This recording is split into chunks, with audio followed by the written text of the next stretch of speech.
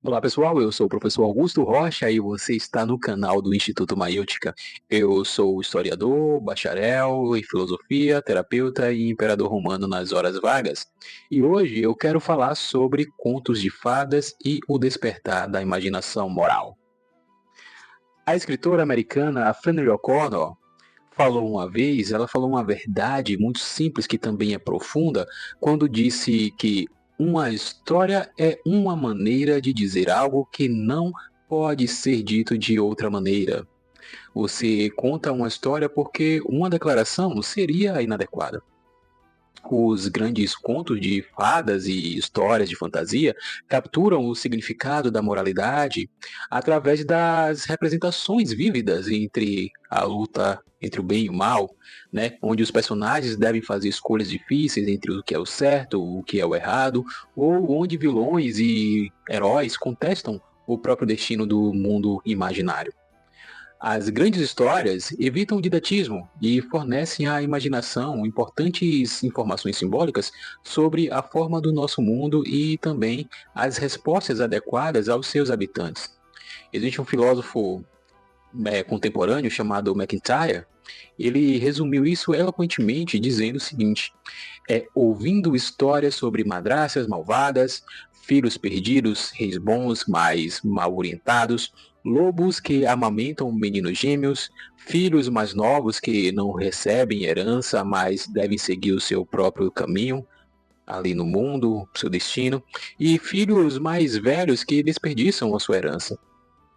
Que as crianças aprendem ou aprenderão bem, tanto o que é uma criança quanto o que é um pai.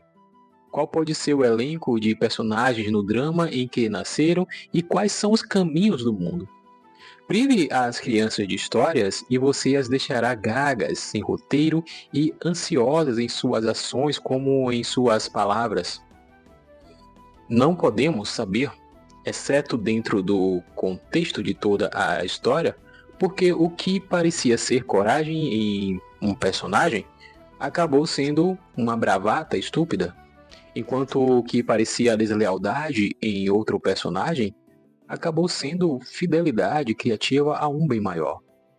Então, a vida moral é sobre ser responsivo e responsável para com outras pessoas. E as virtudes são aqueles traços de caráter que permitem às pessoas a usar sua liberdade de maneira responsável. Então, a mera capacidade, no entanto, de usar os princípios morais para justificar as suas ações não torna uma pessoa virtuosa. Um falecido filósofo judeu, Martin Buber, ele conta a história de como ele caiu no erro fatal de instrução em ética, ao apresentar a ética como regras e princípios formais. Ele descobriu que muito pouco desse tipo de educação é transformado em substância de construção de caráter. E aí, eis que a mera instrução em moralidade não é suficiente para nutrir as virtudes. Pode até sair pela culatra, especialmente quando a apresentação é fortemente exortativa, né, e a vontade do aluno é coagida. Em vez disso, uma visão convincente da bondade, da própria bondade, precisa ser apresentada de uma forma que seja atraente e desperte a imaginação. Os grandes contos de fadas e as histórias de fantasia infantil retratam de forma atraente o caráter e a virtude. E são nessas histórias em que as virtudes brilham como num espelho e a maldade e o engano são desmascarados de suas pretensões à bondade e à verdade. As histórias nos fazem encarar a verdade, sabe? A verdade nua e crua sobre nós mesmos e também nos obrigam a considerar que tipo de pessoas nós queremos ser. Então, por falar nisso, eu gostaria de te convidar a fazer parte do NFS, que é o Ninguém Se Faz Sozinho. É uma abordagem transformadora que combina filosofia, história, teologia, desenvolvimento pessoal, para ajudar pessoas a superar seus desafios, fortalecer sua identidade e alcançar os seus objetivos por meio do autoconhecimento, mudança de mentalidade, ação prática, enfim. Clica no link que está aqui na descrição, beleza? Mas voltando ao assunto, A gente vai falar agora da Bela e a Fera, que é um dos mais amados de todos os contos de fada. Por quê? Porque contrasta a bondade com a maldade de uma forma que é atraente para a imaginação. É também uma história que retrata com força especial o mistério da própria virtude, ou seja, a virtude é a mágica da vida moral, pois muitas vezes aparece nas pessoas e lugares mais inesperados e com resultados surpreendentes. No início da história, conta-nos que um mercador muito rico tinha 3 filhas, todas elas extremamente bonitas, especialmente a mais nova, né? Assim ela foi chamada de a Pequena Bela. Mas nada mais é dito sobre os atributos físicos da Bela. Em vez disso, a história chama a nossa atenção para o seu caráter virtuoso. A bondade moral da beleza, ou seja, sua beleza interior, é contrastada com o orgulho, com a vaidade e o egoísmo de suas irmãs, que seria a sua feiura interior. Embora as irmãs de Bela fossem fisicamente atraentes, elas tinham muito orgulho porque eram ricas. Elas se deram ares ridículos, né? E riram de sua irmã mais nova, que seria quem? A Bela, porque ela passava a maior parte do seu tempo lendo bons livros.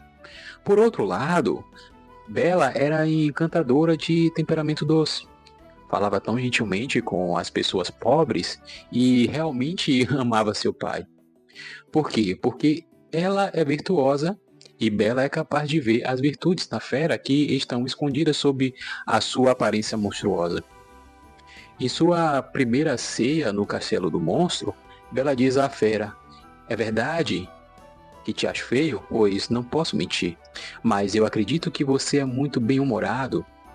E quando a fera atenta ainda mais com seus repetidos comentários autodepreciativos, Bela responde enfaticamente: "Entre a humanidade, que sob a forma humana escondem um coração traiçoeiro, corrupto e ingrato. O nítido contraste entre a bondade da Bela e a maldade de suas irmãs, né, que é mascarada por sua atratividade física, digamos assim, é paralela à ironia de que a fera, que é repulsiva fisicamente, é boa e virtuosa. A Bela e a Fera ensinam uma lição simples, mas importante, de que as aparências podem enganar, que o que se vê nem sempre é o que parece ser.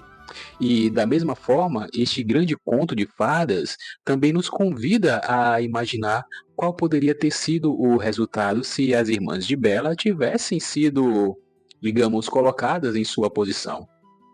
Sem dúvida, eles não teriam reconhecido ou apreciado a bondade sob a aparência monstruosa da fera. Tampouco parece provável que tivessem feito a escolha corajosa de Bela. A verdade é que a história retrata que, a menos que a virtude esteja presente em uma pessoa, ela não será capaz de encontrar, apreciar ou abraçar a virtude em outra pessoa. Então, a Bela e a Fera abrange uma última verdade moral importante, que é o quê? As nossas decisões que tomamos na vida definirão que tipo de pessoa nós nos tornaremos.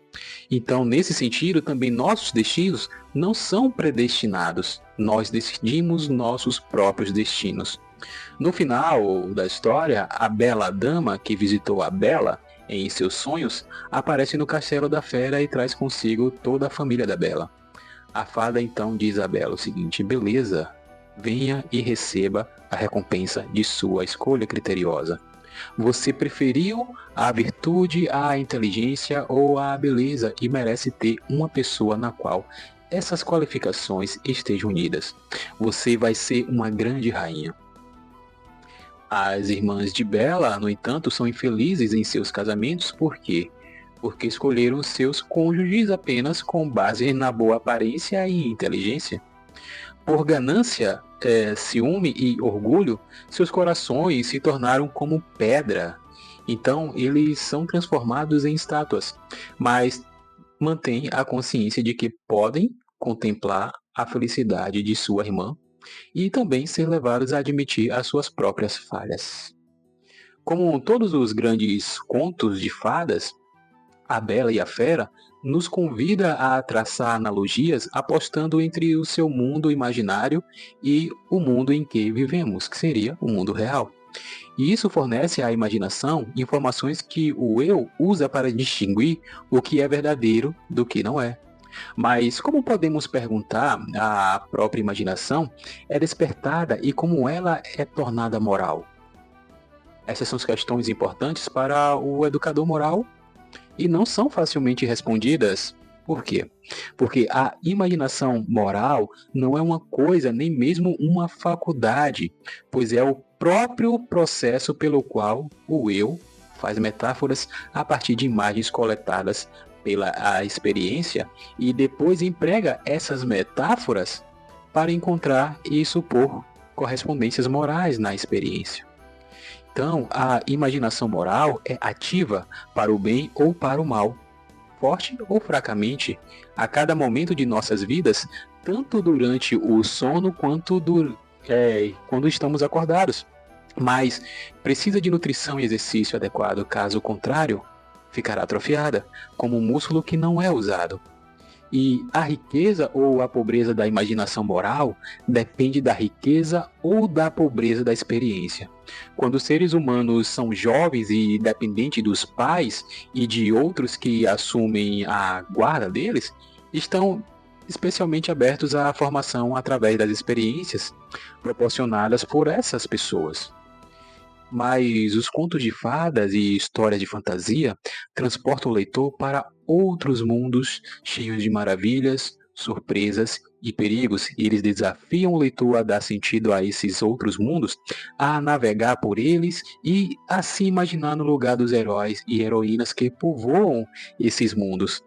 A segurança e garantia dessas aventuras imaginativas é que os riscos podem ser assumidos sem ter que suportar todas as consequências do fracasso, enquanto ainda, sei lá, recebe algumas lições. Então, a alegria está em descobrir como essas aventuras arriscadas podem resultar em resultados satisfatórios e felizes.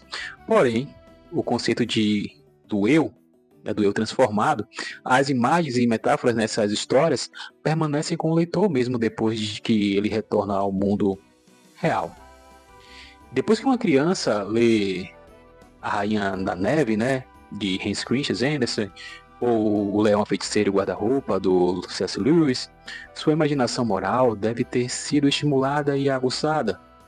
E são essas histórias que oferecem imagens poderosas do bem e também do mal e podem mostrar como a criança pode amar através dos exemplos dos personagens que ela passou a amar e também a admirar.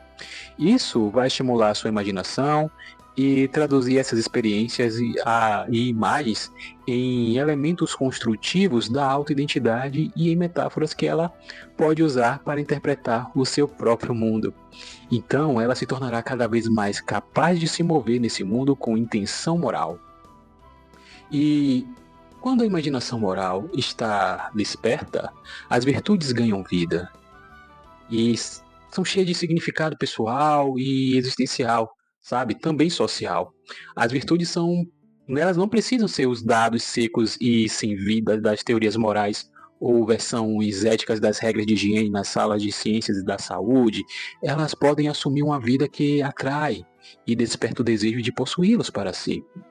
Então, precisamos despertar, sabe, a adotar formas de pedagogia moral que sejam fiéis à antiga e verdadeira vocação do professor, que seria o quê? Fazer das pessoas seres humanos maduros e inteiros, capazes de enfrentar a verdade sobre si mesmos e também sobre os outros, né? Desejando corrigir as suas próprias faltas e imitar a bondade e a verdade onde quer que se encontrem. E se você gostou desse vídeo, eu vou te pedir para deixar um like, para comentar aí embaixo e mandar para quem você gosta e para quem você não gosta também, tá? Vai que essa pessoa goste ou melhore, né? Então, para conhecer um pouco mais sobre do que eu estou falando, eu quero te convidar novamente a clicar no link abaixo e conhecer o NFS, tá? Eu sou o professor Augusto Rocha e te vejo no próximo vídeo. Até mais. Tchau, tchau.